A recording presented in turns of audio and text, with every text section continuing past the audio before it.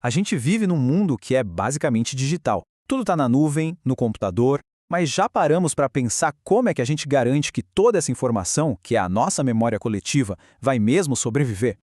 Então, vamos entrar de cabeça nesse assunto. A era digital criou uma situação bem curiosa, um paradoxo mesmo. Por um lado, nunca foi tão fácil criar um documento. Mas, por outro, esses arquivos são incrivelmente frágeis. Qualquer um pode alterar, apagar. E aí fica a pergunta: como a gente sabe o que é um registro autêntico de verdade? Beleza. Para a gente entender esse desafio, o nosso papo hoje vai ser assim. Primeiro, a gente vai ver o tamanho do problema quando os arquivos viram digitais. Depois, vamos conhecer as 7 funções clássicas da arquivologia. Aí, a gente entra em como criar, organizar e depois preservar e acessar esses registros. E por fim, vamos falar de um herói que quase ninguém vê, os metadados. Ok, vamos começar pelo começo. A crise da memória e da autenticidade. Essa passagem do papel para os pixels, sabe? Ela trouxe desafios que ninguém imaginava para preservar a nossa história. É isso aí. A facilidade de criar arquivos digitais fez surgir o que a gente chama de lixo digital. Pensa bem, com papel o espaço físico acaba. Uma hora o armário lota. Mas no digital, o espaço parece infinito, né? O resultado é que a gente salva tudo, versões e mais versões do mesmo arquivo, fotos duplicadas, downloads que nem lembramos para que servem, e no meio dessa bagunça toda, achar o que realmente importa vira uma missão quase impossível. Certo, então como é que se organiza esse caos todo? Bom, a resposta não é nova. Há séculos, os arquivistas usam uma estrutura, um conjunto de princípios testado pelo tempo. E esse manual fundamental tem 7 passos. Desde a produção, passando pela avaliação, aquisição, classificação, descrição, até chegar na conservação e, finalmente, na difusão. Essas 7 funções que foram propostas por Rousseau e Couture são tipo o ciclo de vida de um documento. Elas guiam toda a jornada dele, do momento em que ele nasce até o dia em que alguém, lá no futuro, vai precisar usar. E isso vale tanto para o papel quanto para o digital. Agora vamos ver a parte interessante. Como é que a gente aplica essas regras clássicas no mundo que é todo digital? As coisas mudam, e muito. E aqui a gente vê a grande virada de chave. No mundo físico, o desafio era o volume, o espaço nas prateleiras, os registros eram coisas que dava para tocar. Já no digital, o caos é invisível. É fácil demais criar lixo digital. E o pior, os links, as conexões orgânicas entre os documentos podem simplesmente se perder. A gente sai de gerenciar coisas físicas para ter que gerenciar conexões lógicas que a gente nem vê. Isso é absolutamente crucial. No mundo digital não existe depois eu arrumo. A classificação tem que acontecer no exato momento em que o documento é criado. Se isso não for feito, o contexto original dele se perde para sempre num mar de arquivos soltos. E mais, a produção tem que usar formatos estáveis, abertos, para a gente não correr o risco do arquivo virar peça de museu.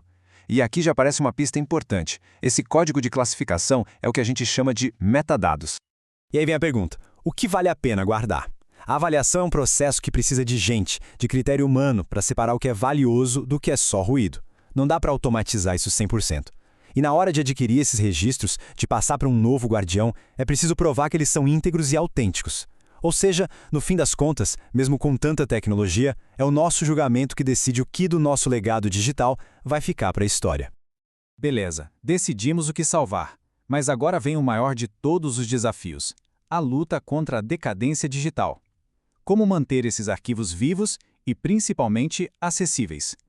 Pois é, de todas aquelas 7 funções, a conservação foi a que mais mudou. A preocupação não é mais o papel ficar amarelo. O medo agora é um arquivo se tornar um fantasma digital, sabe? Um arquivo que existe, mas que ninguém consegue abrir porque o programa que o criou não existe mais. A briga é para manter os bits e bytes de informação realmente vivos. E é isso que é a preservação digital. É todo um conjunto de atividades para garantir que a gente consiga ter acesso àquela informação digital pelo tempo que for preciso. É lutar contra a obsolescência da tecnologia. É muito mais do que só fazer um backup. É uma batalha constante contra a deterioração dos bits, a mudança de formatos, o hardware que fica velho. Esse gráfico aqui resume tudo. Preservação é fundamental? Sim. Mas o acesso e a difusão também são. Os 3 têm o mesmo peso. Porque não adianta nada guardar uma coisa a 7 chaves se ninguém puder acessar. O objetivo final de preservar é exatamente esse: garantir que a informação possa ser encontrada, usada e compartilhada. Mas como os arquivistas dão conta de tudo isso? De todas essas tarefas novas e super complexas? A resposta está num conceito que a gente já até deu uma espiada. O verdadeiro herói anônimo dessa história toda. Os metadados. O que é isso? Bom, de forma simples, são dados sobre outros dados. Pensa naquelas fichas de catálogo de uma biblioteca antiga. É a mesma ideia, só que digital. São os metadados que dizem quem criou o documento, quando, por quê, como ele se conecta com outros arquivos. É toda a informação que dá contexto, história e significado para um arquivo solto. E aqui a gente entende por que eles são tão vitais. Os metadados são adicionados lá na produção, eles ajudam na classificação, eles informam a avaliação, eles viabilizam a preservação digital, eles provam a autenticidade do documento e ainda otimizam a difusão. Ou seja, eles são o fio de ouro que conecta absolutamente todas as funções. É o que faz o sistema inteiro funcionar no ambiente digital. E o projeto Interpares resumiu isso perfeitamente lá em 2007. Sem a implementação de padrões de metadados, será praticamente impossível recuperar um documento sem procurá-lo em vários diretórios. Ou seja, sem metadados, nossos arquivos ficam perdidos logicamente dispersos. O arquivo até pode estar salvo em algum servidor, mas se a gente não consegue encontrar, é como se ele não existisse.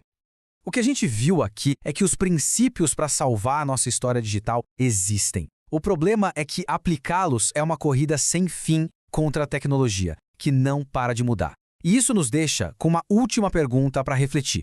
Enquanto a gente continua criando nosso legado digital todos os dias, quem é que está de fato escrevendo as regras para garantir que tudo isso não desapareça?